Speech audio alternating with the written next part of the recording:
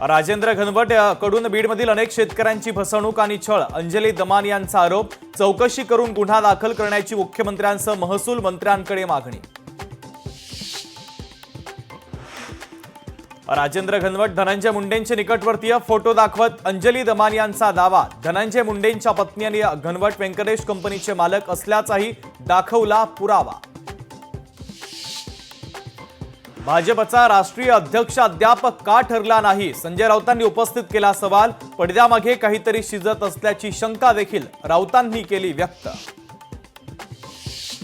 मोदींनी कधी निवृत्त व्हावं हे जनता ठरवते, सकाळचा भोंगा संजय राऊत नाही। संजय राऊतांना भाजप द्वेषाची कावीळ झाली आहे, चंद्रशेखर बावनकुळेंचा हल्लाबोल।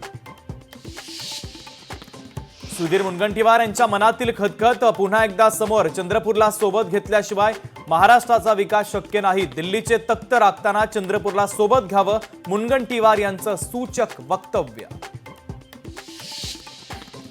संतोष देशमुखांना खोट्या अत्याचाराच्या गुन्ह्यात अडकवण्याचा होता प्लॅन, गोपनीय साक्षीदारांच्या जबाबातून धक्कादायक माहिती समोर, सूत्रांची माहिती।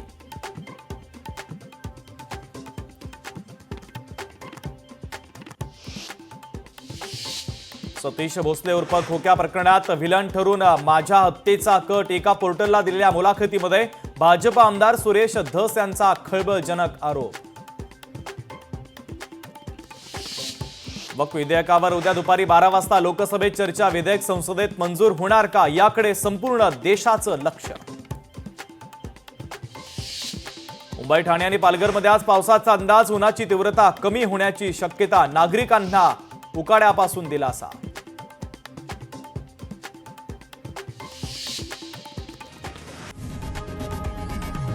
लोकशाही मराठी ऐका, पहा, जागरूक रहा।